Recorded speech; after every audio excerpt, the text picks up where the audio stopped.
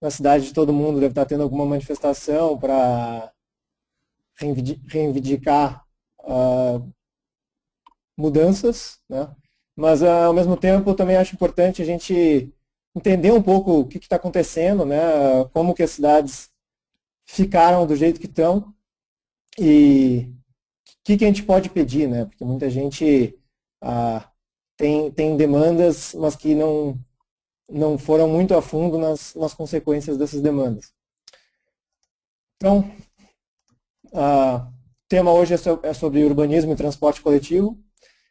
A minha ideia é passar um parâmetro geral, um breve histórico sobre urbanismo e o que os urbanistas hoje defendem, né, como mudanças. E, enfim, esses são os meus contatos que eu vou repetir no final da palestra. Então, muita gente hoje que faz reclamações sobre a cidade, né, com faz corretamente, né? Tem um exemplo aí de Brasília que talvez seja o arquétipo de cidade modernista, que era enfim, essas ideias que nasceram no início do século passado e foram culminando até chegar basicamente na construção de Brasília, onde os planejadores diziam ter resolvido todos os problemas da cidade, né? Então, era um planejamento muito voltado para o automóvel. O automóvel era uma tecnologia nova, né? E todo mundo achava que era a solução final para o transporte nas cidades. Se estabeleceu vários limites de densidade. No caso de Brasília, é uma coisa bem mais restritiva, né? Onde todos os volumes dos prédios já estão pré-definidos. Mas nas cidades brasileiras, enfim, cada bairro tem um limite de densidade, um limite de altura, existe um zoneamento de atividades muito definido, né? Um bairro residencial, um bairro comercial, um bairro industrial, tudo isso vai afastando as pessoas, né? Vai deixando a cidade segregada em funções e tudo se torna difícil de se fazer a pé. E quando as coisas se tornam difíceis de se fazer a pé, também se tornam difíceis de fazer de transporte coletivo, já que todo usuário de ônibus, todo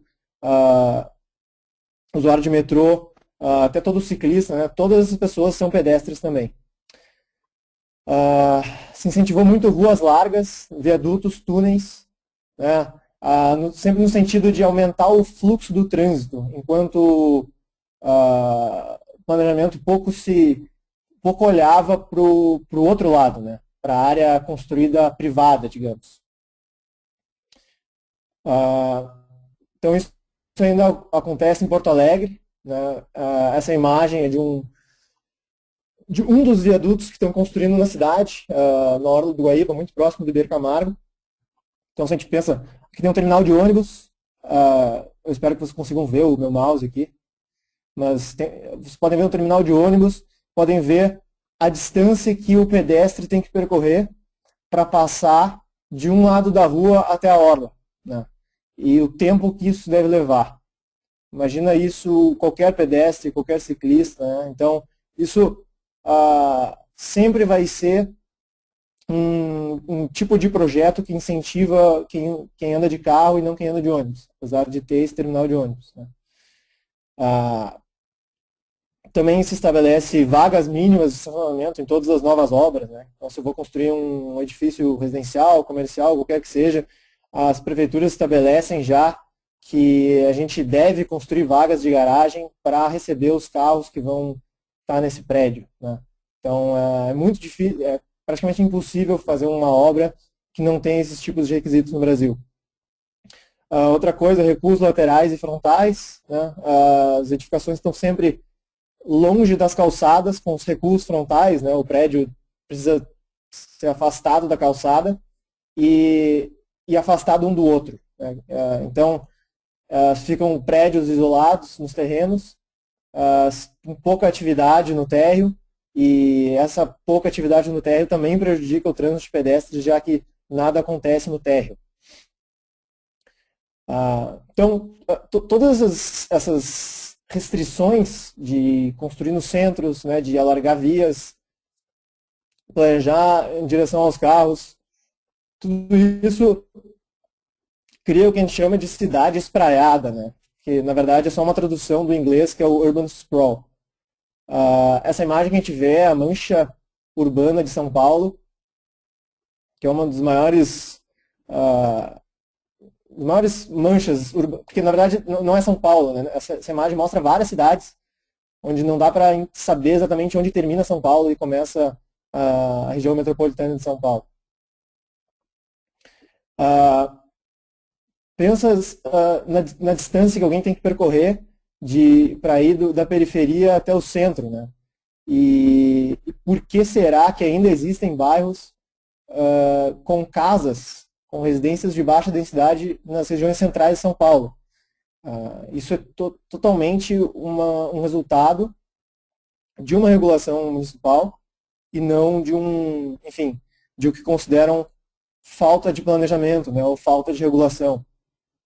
Isso é muito normal, a gente ouvir que, enfim, isso acontece nas cidades porque faltou planejamento, porque é um ambiente desgovernado, mas, enfim, todas essas questões que eu comentei antes provam que a cidade, na verdade, é um resultado físico que vai tentando se moldar de acordo com essa legislação.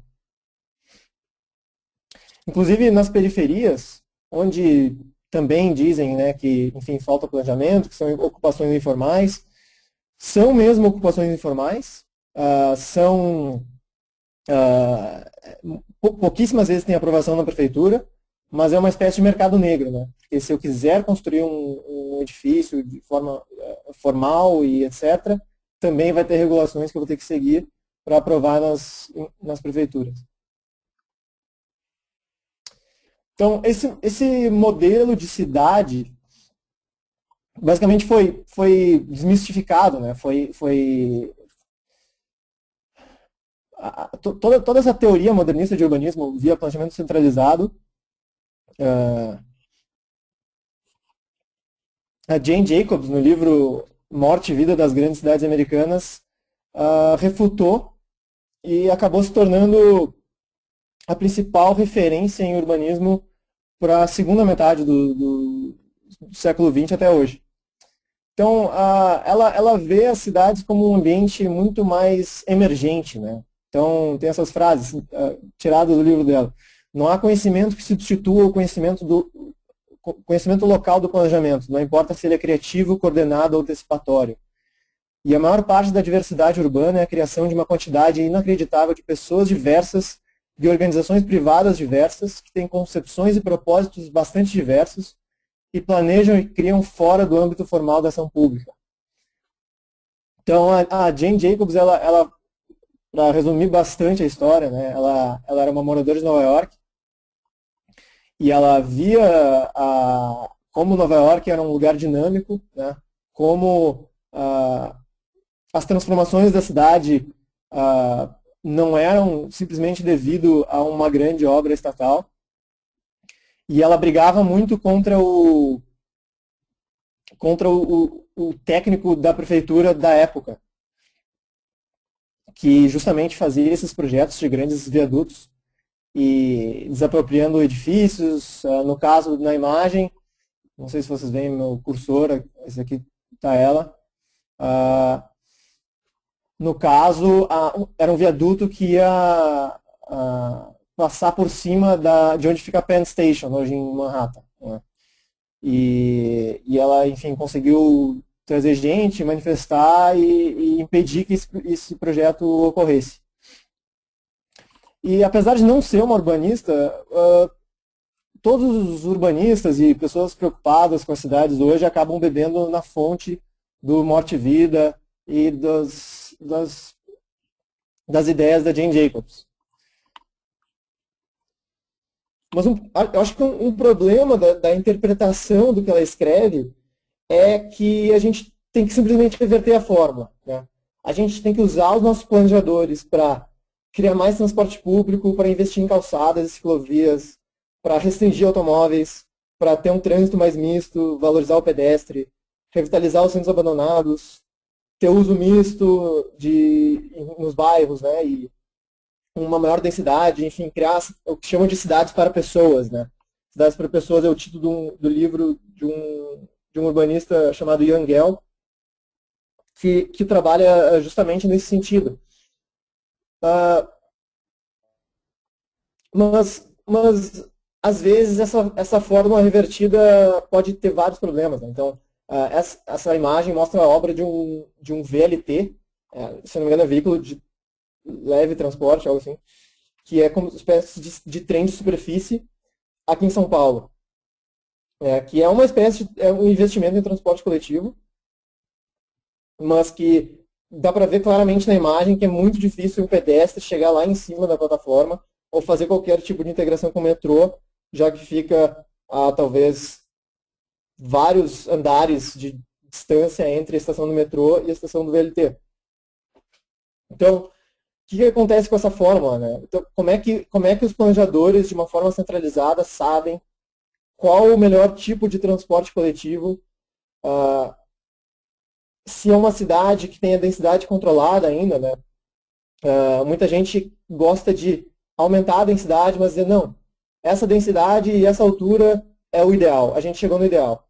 E aí, quando aumenta a atração para uma determinada área, o preço dos imóveis começa a aumentar muito, né? Sem uma possibilidade de transformação dessa área e de trazer quem está na periferia para dentro dos centros.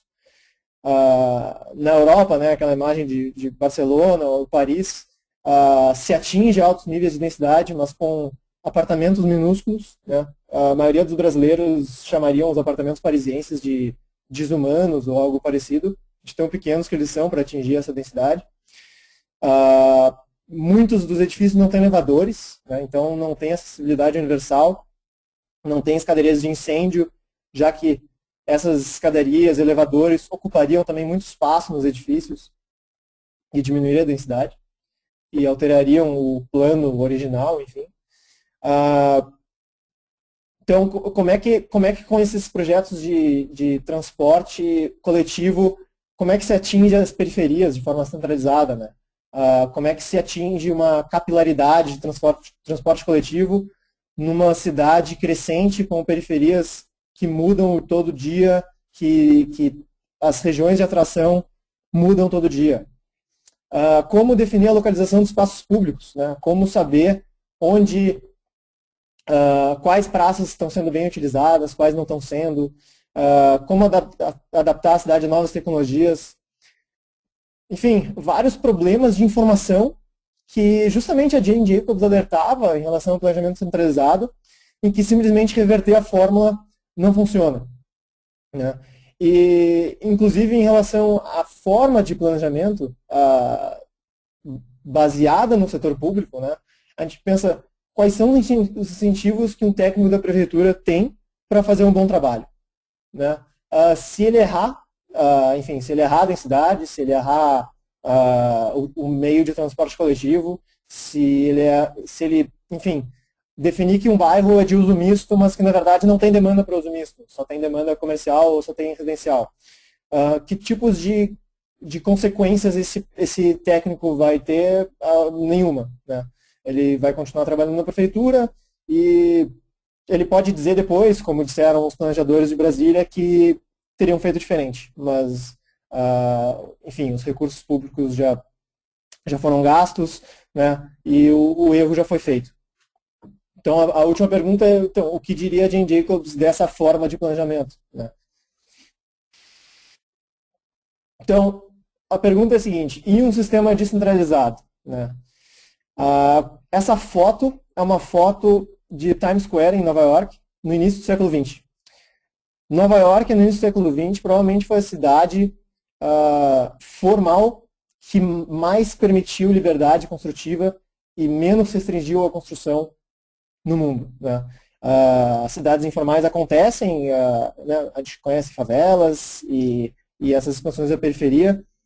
A gente tem uma visão ruim das cidades com esse tipo de descentralização, mas todos esses casos de favelas e cidades informais que a gente tem um grande preconceito são fruto de estarem no mercado negro, né? Ou eles estão tentando se adaptar a uma legislação existente, ou eles, enfim, estão morando em terras públicas, que é 90% das favelas no Brasil.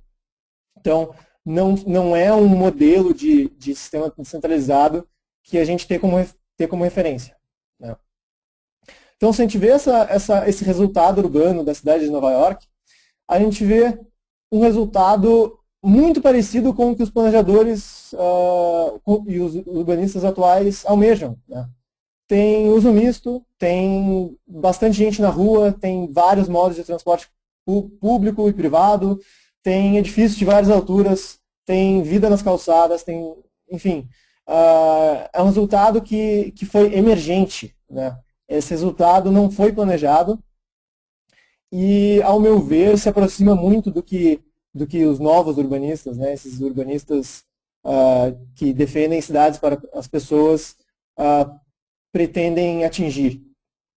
Então, coloquei, enfim, de novo a frase da Jane Jacobs, né, que eu acho que vale sempre lembrar quando se vê uma imagem dessas. E eu fico pensando, bom, e a transformação disso? Então, a gente vê Times Square hoje é um ambiente totalmente diferente, né?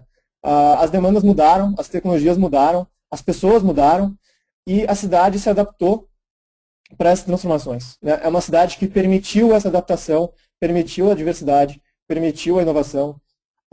E, enfim, até os anos 60, 70, quando começaram a regular fortemente Nova York, né? Hoje a legislação de Nova York é muito diferente que era no início do século XX, mas a gente vê que essa massa construída ela foi emergente, né? Ela foi dinâmica e atingiu resultados muito bons.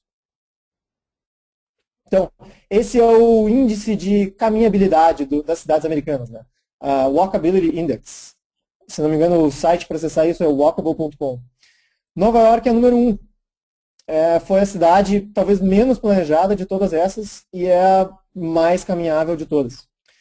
São Francisco, que entra em segundo lugar, para quem já foi para São Francisco, o centro de São Francisco tem um aspecto muito parecido com o centro de Nova York, né, Manhattan. Desculpa, não é o centro de Nova York, mas tem um aspecto muito parecido com a Manhattan e é o lugar mais caminhável de São Francisco. Qual que é a cidade mais verde dos Estados Unidos, né? Ele fala, bom, não é o que vocês acham e mostra que Nova York, na verdade, é a cidade mais verde dos Estados Unidos. Por quê? Porque é uma das cidades mais compactas, né? Fazendo um exemplo bem simples, as pessoas andam mais de elevador do que de carro, tudo fica mais próximo, a interação fica mais próxima, a densidade influencia na inovação da cidade, né? A gente vê uma correlação altíssima entre densidade urbana e inovação. Para as pessoas que acham que São Paulo é uma cidade densa, Manhattan é 3 vezes a densidade de São Paulo. E se a gente for pensar em lugares caminháveis no Brasil, Copacabana é provavelmente o lugar mais formal, mais denso do Brasil. Tem, se eu não me engano, uma densidade o dobro de Manhattan, que às vezes surpreende as pessoas. E provavelmente é um dos bairros mais caminháveis, né? Para quem já foi para Copacabana, é um lugar que, enfim, tudo dá para se fazer a pé, é muito agradável, tem uso misto, não tem recuos frontais, não tem recuos laterais. Foi uma urbanização muito criticada na época, né? Porque os ambientalistas viam isso como... Os ambientalistas, acho que no mundo inteiro, sempre foram um pouco anti-urbanos, mas a gente vê hoje que é a forma mais eficiente de economizar recursos e não ter aquele espraiamento, né, de manchas urbanas que a gente vê em São Paulo. Então eu coloquei uma foto aí da Jane Jacobs sorrindo, né? Ela provavelmente olharia para Nova York e gostaria do resultado, né? Uma cidade dinâmica, uma cidade que se adapta, uma cidade que conseguiu se transformar de um jeito sustentável. Então, segunda parte, né? A gente acompanhou aí nos últimos dias os manifestos no Brasil inteiro, manifestações no Brasil inteiro, que culminaram, né, com a tarifa do ônibus.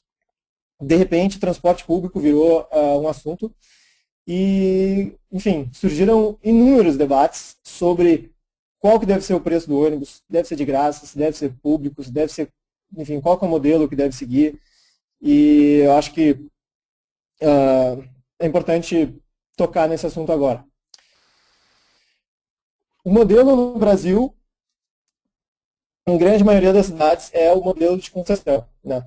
O Estado, na tentativa de fornecer para os cidadãos o seu direito de transporte, ele delega para empresas privadas licenças para operar linhas de ônibus de transporte coletivo. Essas linhas têm preços fixos, têm rotas fixas, normalmente não tem concorrência entre concessionárias. Tem uma qualidade fixa, né? Tem um padrão de qualidade que, teoricamente, tem que ser igual para a cidade inteira. E essas empresas elas recebem subsídios, né? Elas têm o seu lucro praticamente garantido, já que a tarifa é fixa e são concessionárias e que, enfim, todo esse diálogo da prefeitura ter a responsabilidade de transmitir né, de fornecer o transporte coletivo para a população. Então, elas são altamente subsidiadas. Em São Paulo, se prevê quase 1,5 bilhão de reais por ano em subsídios para essas empresas. E o problema que acontece, né, que eu coloquei a frase do movimento Passe Livre, que é um modelo que já está esgotado, eu concordo. É um modelo que grande maioria dos concessionários tem poucos incentivos para fazer um bom trabalho, né, já que o lucro deles está garantido. E eles têm grandes incentivos para jogar um jogo político, de, enfim, restringir competidores, de manter suas concessões, do que justamente fornecer um serviço melhor para a população, né? Então, o que acontece, né? Com o pedido da redução da tarifa, a prefeitura se colocou algumas opções, né? O que a gente faz? A gente pode aumentar os subsídios para manter essa tarifa a R$3, né? Era de R$3 e estava indo para R$3,20. E os subsídios iam aumentar de 1,5 bilhões para 2,7 bilhões. Esses 2,7 bilhões sairiam do bolo de impostos da prefeitura de outras áreas, né? Ali na frase o Fernando Haddad diz que, enfim, as escolhas trazem impacto a demandas de creches, de hospitais, e é muito difícil para esse né, planejador central da economia definir o que é mais importante. O outro seria isentar essas empresas de impostos, né, que é a alternativa da direita. Eles estão com um projeto, provavelmente é essa alternativa que vai ser usada em São Paulo, que é de isentar essas empresas de PIS/COFINS e ICMS. Então, essas isenções fiscais seriam repassadas aos usuários, né? Os subsídios vão continuar. Mas, da mesma forma, se aumentando os subsídios ou não, esses recursos vão ter que ser tirados de outras áreas, né? Se a gente pensa que a quantidade de impostos se mantém igual, a arrecadação pública se mantém igual, esses impostos têm que sair de outras áreas para conseguir ter essa isenção de impostos para os ônibus. Então, é uma sinuca que, enfim, de qualquer forma produz resultados abaixo do ótimo, né? O movimento Passe Livre comemorou com a manutenção da tarifa, mas, ao mesmo assim, continuou o sistema de concessões. Então, eu não sei se é um motivo de comemoração de verdade para quem, enfim, defende o transporte de uma forma mais abrangente, mas foi o que aconteceu. Então, o problema é que grande maioria dos manifestantes, salvo uma meia dúzia que estava embaixo do MASP, né, no dia da grande manifestação, pediam mais estatização, né, um aumento de qualidade nos ônibus, uma redução da tarifa e que fosse retirado da mão das empresas para que o Estado tivesse total controle do sistema.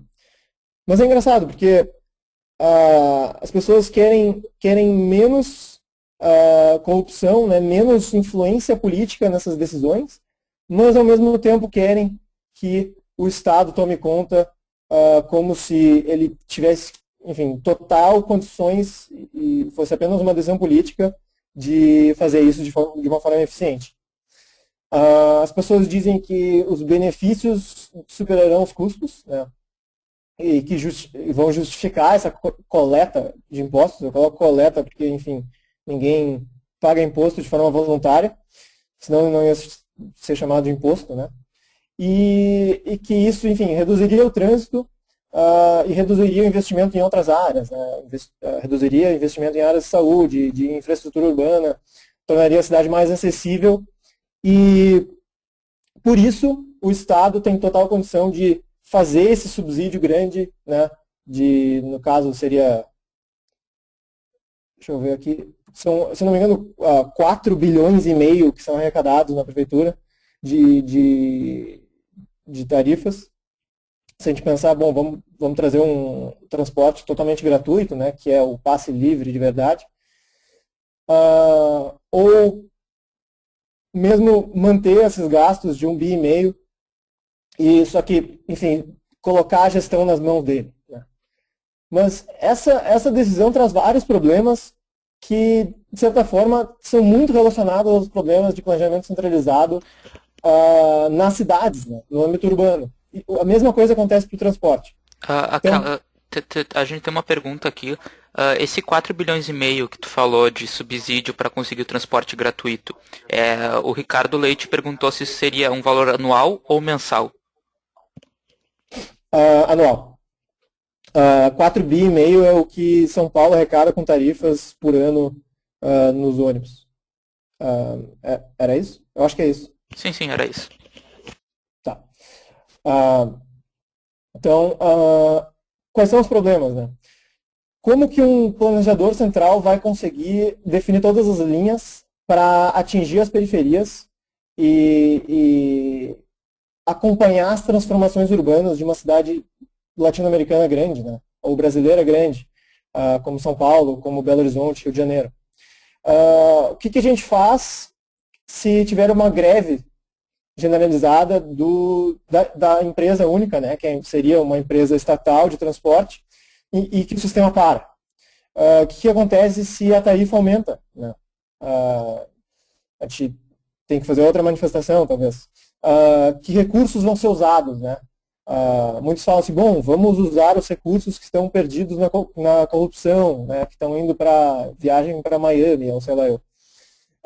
Mas quando a gente for pensar quais os incentivos que os políticos têm para não serem corruptos, mais manifestações, é muito difícil no estado do tamanho que a gente tem, com a diversidade de população que a gente tem, ter esse controle sobre os nossos políticos. Né?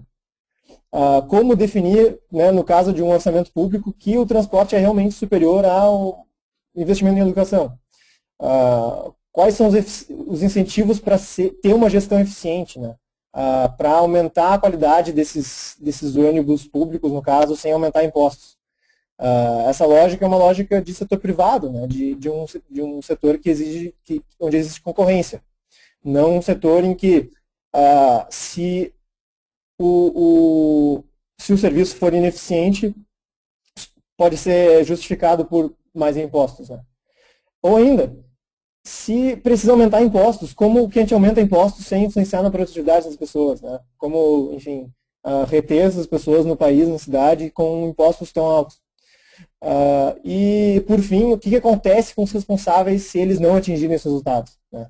Então, a expectativa é de benefícios que vão superar os custos, mas, enfim, será que um transporte livre, por exemplo, com tarifa zero, geraria um benefício de 4,5 bi, né, ou mais, para compensar esse projeto. E mesmo se não atingir, como é que a gente fica sabendo o resultado? Então, são vários problemas em relação ao planejamento centralizado do transporte que eu vejo bastante relacionados com os problemas de planejamento centralizado nas cidades. E outra coisa, né? Esse planejamento seria muito provavelmente parecido com o que a gente tem hoje em relação aos peroeiros, né? Enfim, qualquer empreendedor de transporte coletivo que o único objetivo da pessoa é fornecer mais transporte coletivo na cidade e como ele é enfim, ilegal, né, como é um crime, esse é o jeito que a polícia receberia esses pequenos empreendedores. Enfim, não me parece fazer nenhum sentido inibir a concorrência, né, e criminalizar essas iniciativas que aconteceria se o transporte fosse totalmente estatizado. Então, e um sistema descentralizado? Né? É a mesma pergunta das cidades. Um dos exemplos que a gente vê é o exemplo de Lima, na capital do Peru. Né? Lima tem 80% da população andando de transporte coletivo. As periferias da cidade são muito acessíveis nessas peruas, né? Porque se a gente for pensar, qualquer pequeno empreendedor que tenha uma van ou uma Kombi, ele se torna um agente de transformação, né? Ele se torna um provedor de serviço. A gente vê a diminuição do tamanho dos veículos, de grandes ônibus, né, nesses corredores planejados pelo governo, contra pequenas vans que têm uma capilaridade muito grande na cidade e que os trajetos podem ser ponto a ponto.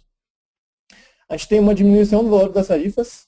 A tarifa média em Lima, se não me engano, é 70 centavos de real, e é bem abaixo de cidades parecidas na América Latina, por causa da competição.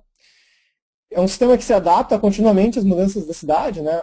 Muda um polo de atração, como o conhecimento local desses empreendedores vai estar lá no momento, eles vão mudar junto com a cidade.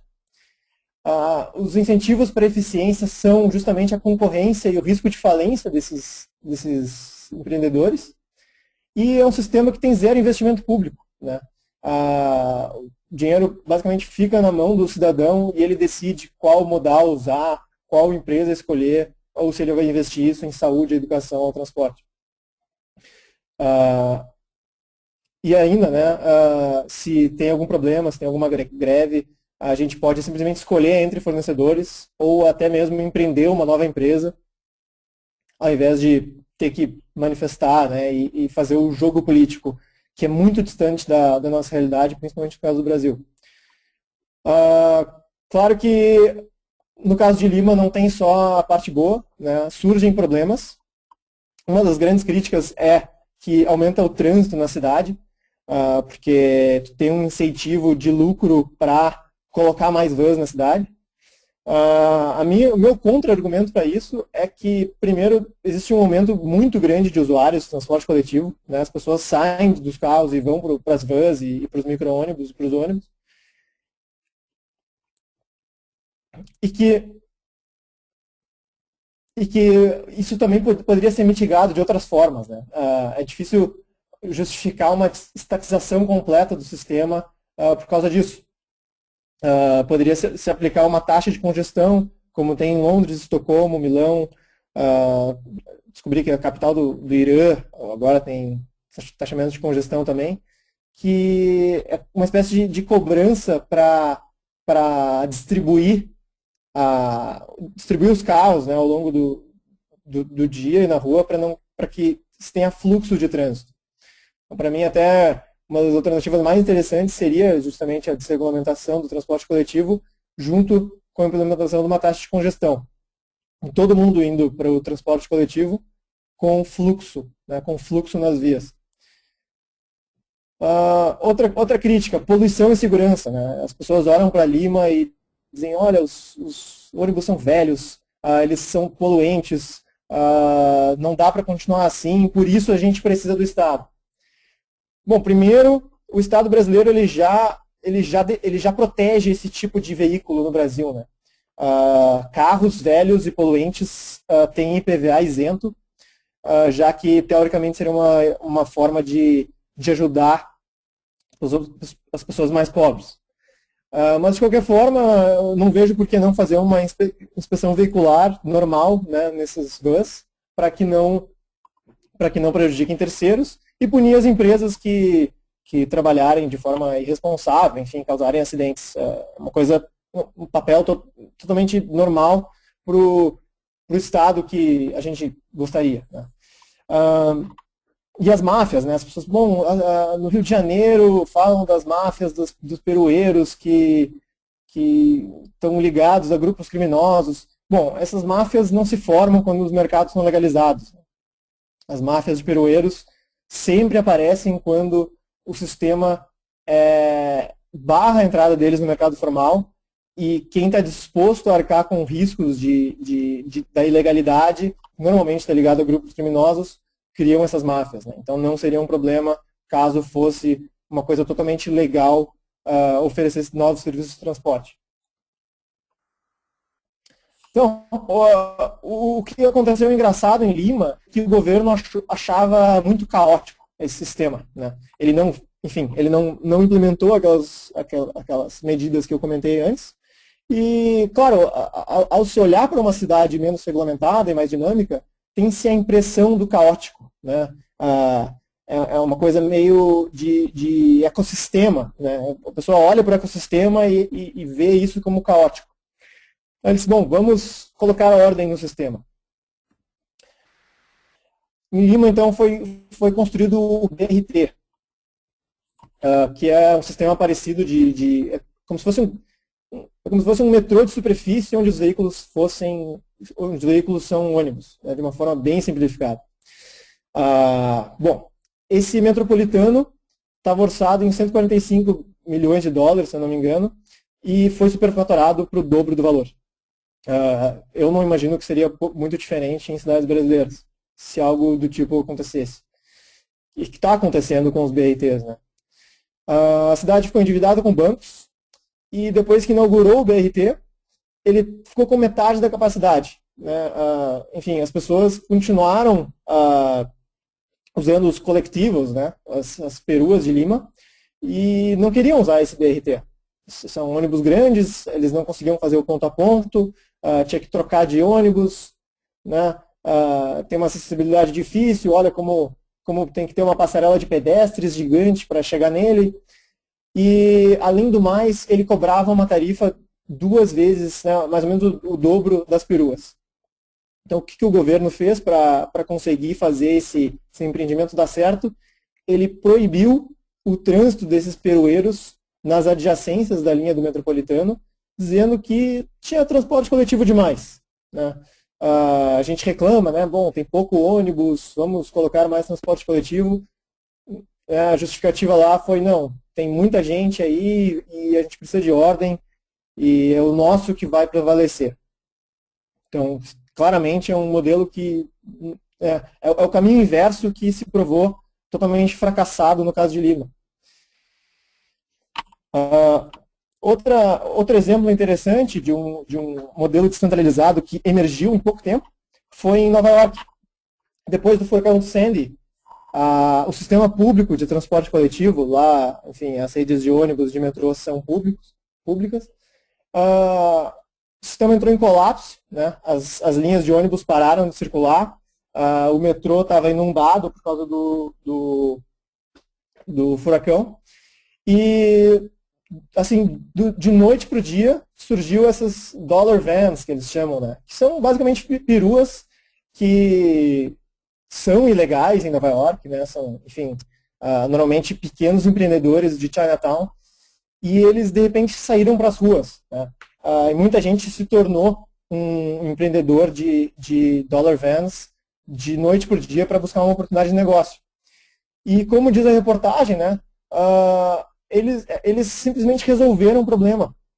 Eles resolveram problemas de transporte de milhares de pessoas de forma descentralizada. Tinham linhas especiais de telefone que foram divulgadas na internet, canais de Twitter, né? E, enfim, a adaptação é tão rápida e a inovação é tão dinâmica quando simplesmente se permite que essas pessoas atuem no mercado, né? Porque, no caso, como o sistema público estava em colapso, a prefeitura fez vista grossa a essas iniciativas. É incrível a qualidade que isso tem, né? Os resultados inesperados que eles podem gerar.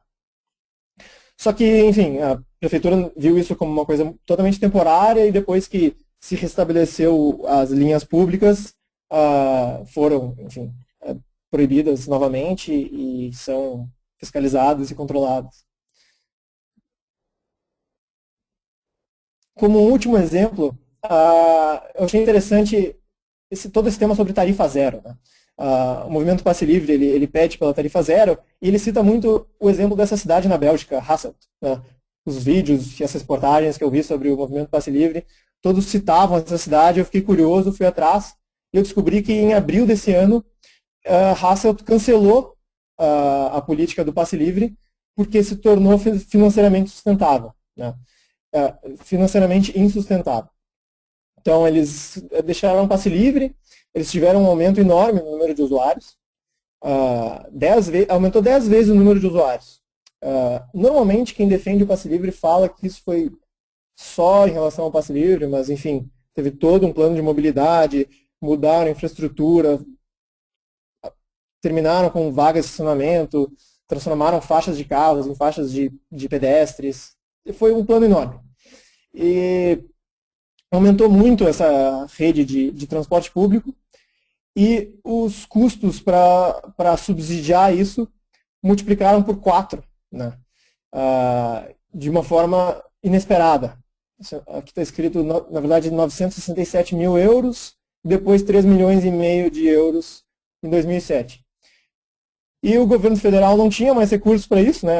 Aquela história, ele provavelmente estava deixando de investir em outras áreas, educação, saúde, né, outras prioridades, e a cidade teve que cortar com o projeto.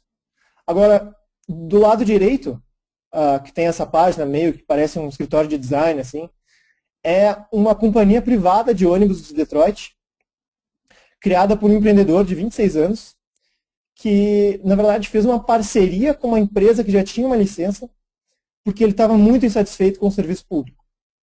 Então, apesar de ser restrito, ele, enfim, conseguiu entrar no mercado, apesar da barreira ser muito alta, e ele acabou de firmar um acordo com uma ONG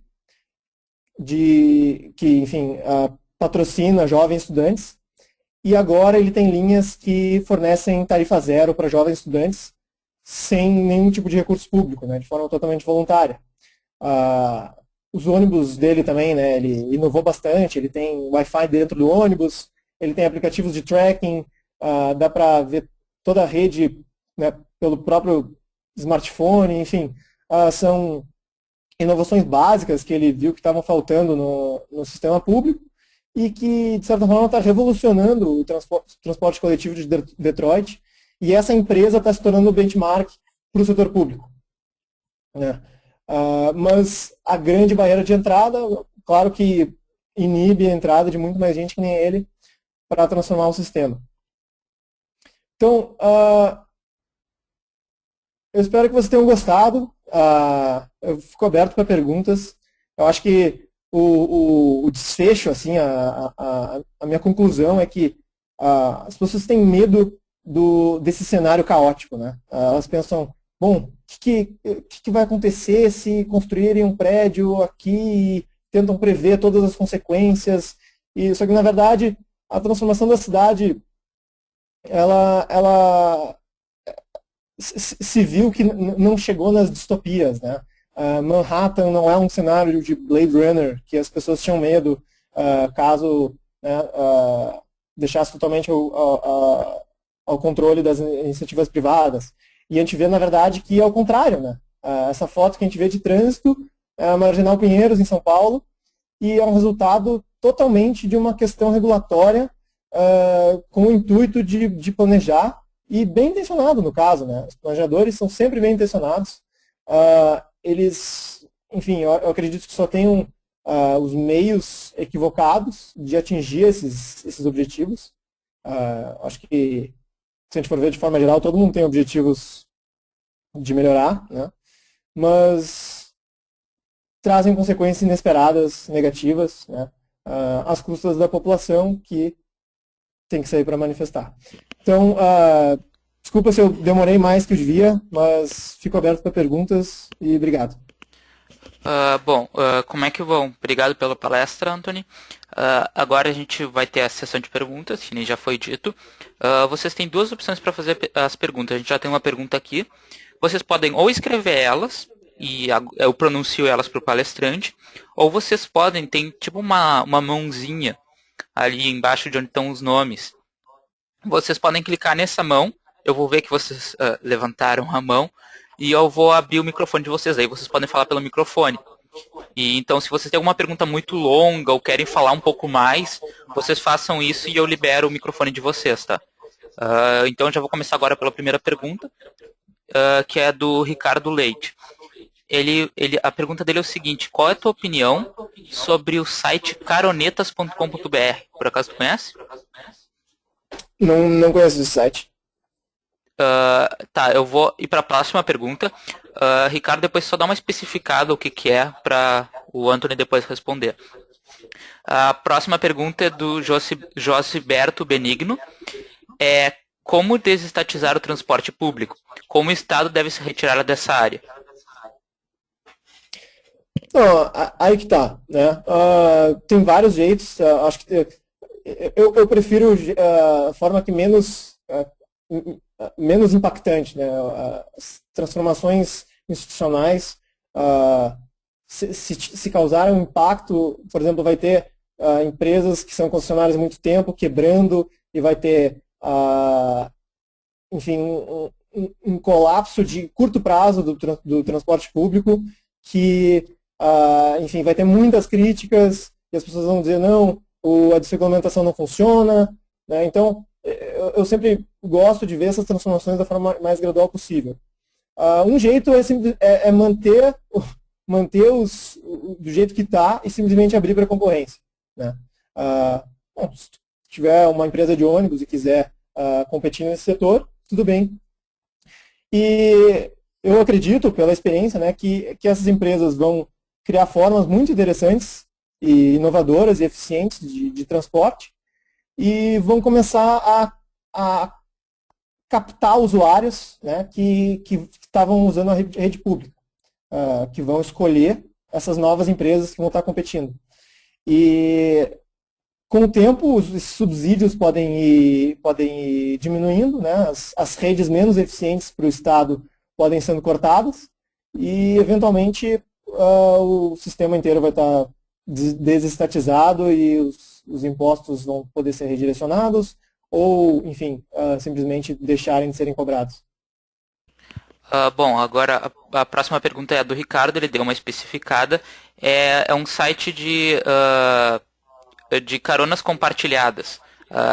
Acredito que, se eu entendi corretamente, deve ser, tu diz que tu tá indo pro lugar X e aí tu pode avisar outras pessoas sim. e tu pode dar carona pra eles. Legal. Olha, eu acho genial esses sites, né? Eu acho que o consumo colaborativo e todas as iniciativas colaborativas estão, enfim, revolucionando o jeito que a gente vê as cidades e tudo, né? O transporte, até imóveis, né? Com Airbnb e o Waze para nos guiar no trânsito. Eu acho legal, só que eu tenho medo do que pode acontecer com esses aplicativos e essas experiências no Brasil, né? Porque a gente começou com, por exemplo, caronetas, né, que são caronas, então não tem dinheiro envolvido, e a gente tem hoje também aplicativos de chamada de táxi. As cooperativas de táxi e os sindicatos de taxistas já estão pressionando o governo para acabar com esses aplicativos de chamada de táxi. Lembrem, né, é só chamada, porque eles têm, enfim, a central de chamada de radiotáxi, ou eu não sei direito como é que funciona o sistema, e tiraria essas centrais do negócio. Então eles querem proibir esses, claro que eles não vão conseguir proibir, mas eles querem proibir esses aplicativos de chamada de táxi no Brasil. Nos Estados Unidos já tem várias empresas, tem a Uber, tem a Sidecar, tem o Lyft, tem várias empresas que fazem essa história de caronas compartilhadas, só que com um pagamento, né, de várias formas diferentes. Então, basicamente, tu permite que todo cidadão seja um taxista, então tu entra no aplicativo, tem o histórico de trechos que ele já fez, tem a avaliação dele pelos clientes anteriores, tem o valor que ele cobrou, né? Tem todas as formas de reputação dos motoristas, consegue encontrar eles, né, por GPS, pelo smartphone. Só que eu tenho certeza absoluta que quando esses aplicativos chegarem no Brasil com força, os taxistas vão reclamar, né? Os taxistas vão reclamar porque é um competidor direto e se eles forem mais eficientes, mais baratos, mais confortáveis que os táxis, vai dar um problema bem grande. Assim. Então, eu gosto muito dessas novas tecnologias ajudando, né, o sistema de transporte. Eu tenho um pouco de medo da questão regulatória na hora que entrar com força no Brasil. Bom, a próxima pergunta é do Valdenor. Ele tinha levantado a mão, ele acabou escrevendo a pergunta no final, mas eu vou abrir o microfone dele, que eu acho que ele preferia ter falado a pergunta. Eu vou habilitar aqui o microfone dele. Pode falar já.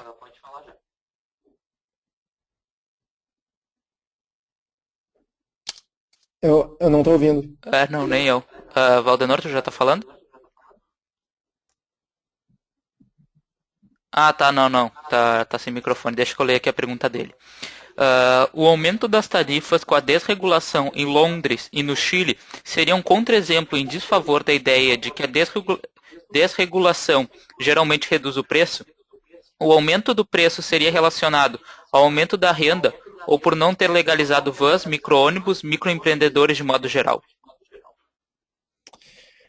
Olha, o preço, acho que pode ter a ver isso, né, em relação à competição com outras modalidades de transporte. Acho que influencia bastante, porque as viagens ponto a ponto e essa capilaridade que eu falei, a entrada no mercado é muito mais fácil, né, com vans. A competição aumenta exponencialmente no sistema. Além disso, não se, porque a gente sabe que, por exemplo, no Brasil, o sistema é subsidiado, né? Ele tem 1 bilhão para manter subsidiado dessa forma. Então, não se sabe o quanto desse subsídio é a ineficiência do transporte ou se é um subsídio no valor final da tarifa de verdade, né? Então, provavelmente o transporte era antes subsidiado pelo governo para manter uma tarifa a um valor X, e quando desregulamentou, né, acabou o subsídio e o preço pode ter aumentado e atingido um valor de mercado, né, para esse preço, que antes era subsidiado. Mas eu acredito sim, eu achei um exemplo muito bom, né, esse que tu comentou de abrir concorrência para vans e outras formas de transporte, que impactam bastante no preço e na concorrência. Bom, agora essa aqui não é uma pergunta, mas só um comentário que eu acho que eu deveria ter feito antes, que é do Henrique Pinto. Ele falou que tem um outro serviço que é similar a esse Caronetas, que tem em alguns lugares dos Estados Unidos. E outro que tem que é o Flightcar. Era só um comentário mesmo. Agora uma outra pergunta do Jalber. Supondo que no futuro todos os adultos e famílias terão carro próprio, o que poderia ser feito para preparar nossas cidades para um futuro assim?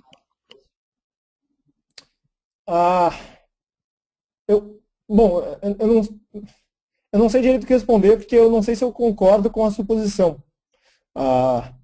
Eu acho que os jovens de hoje, o carro sempre foi um símbolo de status no Brasil, né? É inevitável dizer isso. E as cidades brasileiras sempre foram, como eu disse, né, planejadas para carros. Mas eu acho que cada vez mais os jovens não estão querendo andar de carro, né? Os jovens hoje têm smartphone, eles preferem, se o ônibus for bom, eles preferem de ônibus, né? Eles vão de ônibus, enfim, vão trabalhando, vão fazendo alguma coisa enquanto estão andando e não estão dirigindo. Bom, tem outro lado também, né, que os carros podem ser sem motorista, né, que o Google está desenvolvendo, mas eu não sei até que ponto a regulação no Brasil vai permitir também. Ah, Ah, mas eu não sei, é um cenário difícil de se prever. já dá para linkar aqui com outra que tu comentou do Google, que o Ricardo Leite, ele tinha feito uma outra pergunta. Qual que seria a tua opinião sobre esses carros autodirigíveis, no caso, que tu já citou do Google, e como isso pode impactar no transporte público e coletivo, ou se não tem nenhuma relação entre as duas coisas? Não, eu acho que tem sim, né? E na verdade, até acho que os estudos em relação a isso já tinham que estar mais evoluídos, porque tem alguns estados nos Estados Unidos que já liberaram a regulação para carros autodirigíveis, não sei se esse é o termo certo, mas eu já vi pesquisas, por exemplo, mostrando que o interior do carro vai ser totalmente diferente, né? Ao invés de ter quatro poltronas né, viradas para o mesmo lado, podem ter cinco ou seis poltronas num layout como se fosse uma pequena sala, né, andando no trânsito. Uh, Chega num lugar, na verdade o carro é mais fácil do carro ser compartilhado, né? Tu pode chamar o teu carro por um aplicativo ou um carro, ele simplesmente aparece e mesmo se não tiver um lugar para estacionar perto de onde tu está indo, tu pode simplesmente mandar o teu carro para uma garagem em algum outro lugar, longe da cidade, enfim. Acho que muda bastante assim o jeito que a gente pensa a cidade hoje em dia e também consequências bem difíceis de prever, mas assim, eu sou bem entusiasmado com a ideia. Bom, a próxima pergunta é do Marcos Becker e ele quer falar a pergunta. Eu vou aqui habilitar o microfone dele. Pode falar já, Marcos.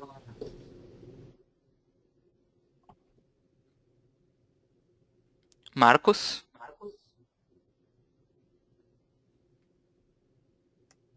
Eu não estou ouvindo, não sei se tem Não. algum. Não. Ah, Acho que não tá. Bom, eu volto depois para a pergunta dele. Ah, a próxima pergunta é. Bom, qual é a tua opinião a respeito de bicicletas? É uma cultura que deveria ser mais explorada no país? Deveriam incentivar mais esse uso? Seria viável o funcionamento em cidades capitais com a devida estrutura?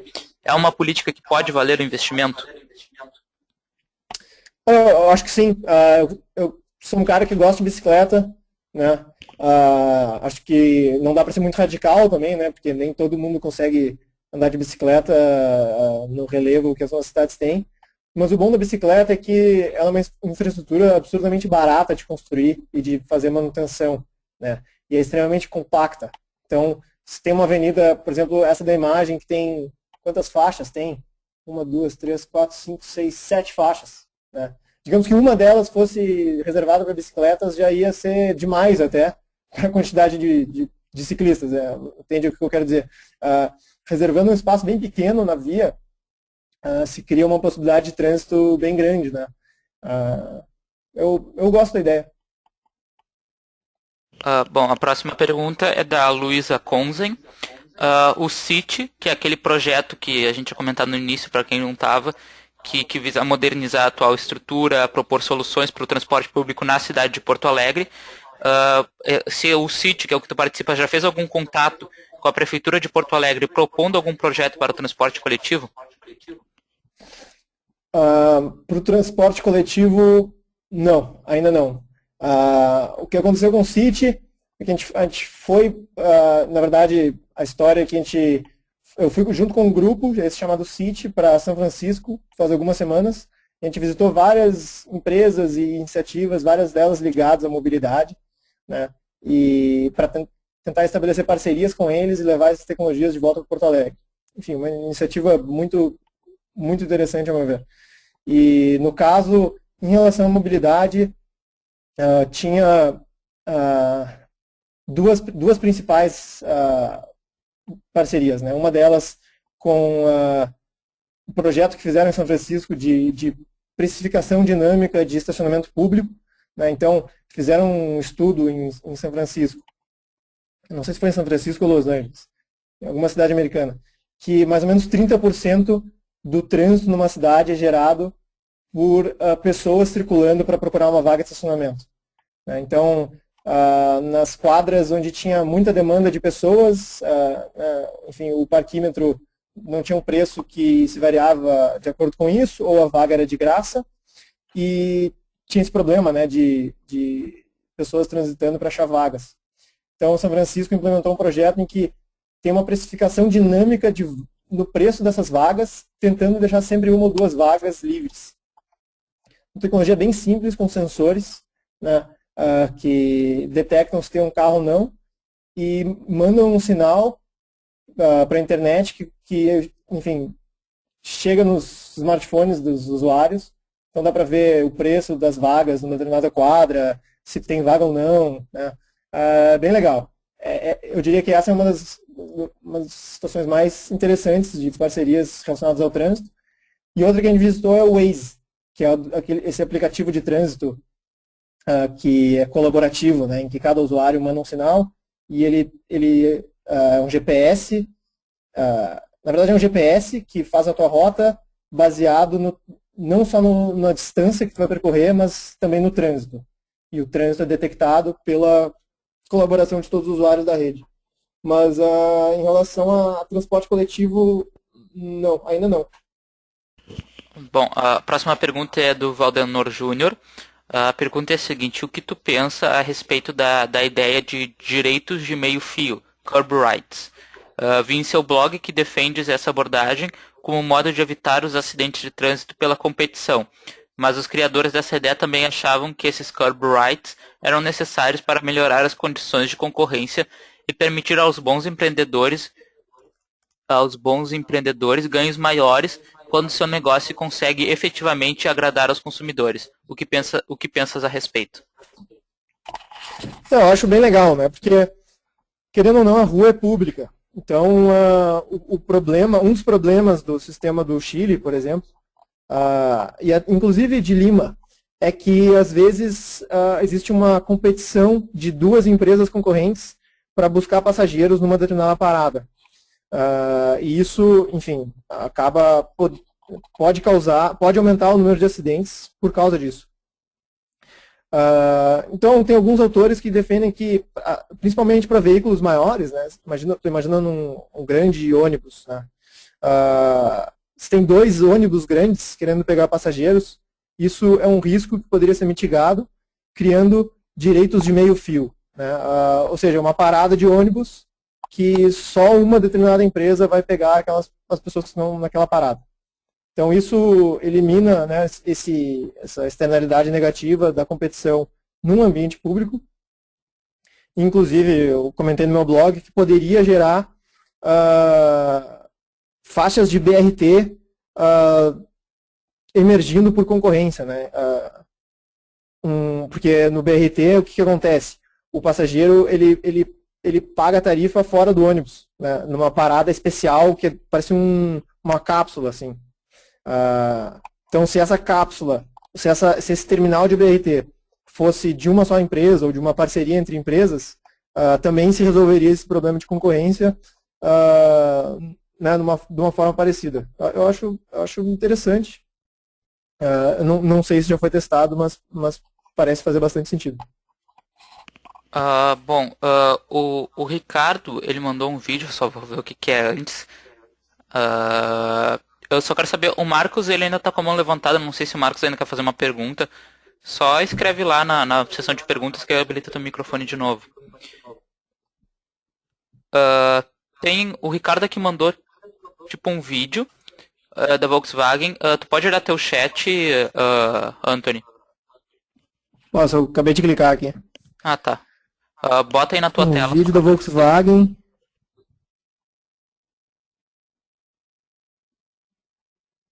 Será que eu boto para as pessoas verem também? Sim, sim, a ideia era essa. Ah, tá, desculpa. Dá para ver? A Dá pra ver, propaganda dá da pra ver. Volkswagen? Sim.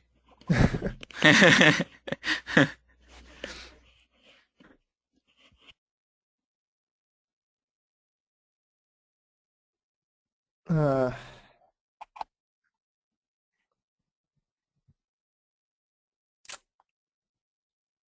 Desculpa, a minha internet não é a mais rápida do Brasil aqui.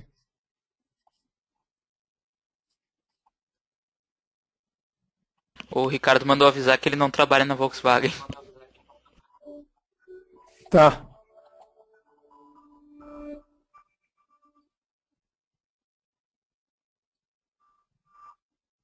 Não, não entendi, cara. O que eu devo fazer aqui? A ideia dele era só mostrar. Eu não sei o que tu queria mostrar, Ricardo. Acho que é muito pesado.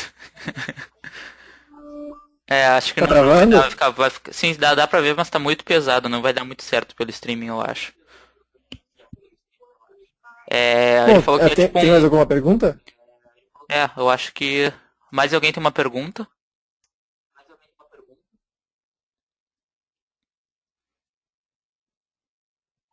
O Ricardo falou que ele já postou no evento no Face, caso alguém queira assistir posteriormente, tá lá já.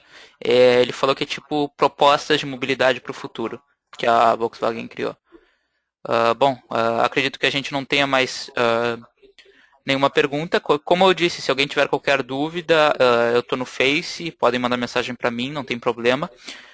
Eu gostaria de agradecer ao Anthony por ter se disponibilizado aqui essa noite, por dar essa palestra para a gente. E para relembrar a todos que a cada 15 dias a gente tem sempre uma palestra com um convidado. E é isso. Então, boa noite a todos e obrigado por participarem. Obrigado também, obrigado por estar aí e boa noite para todo mundo.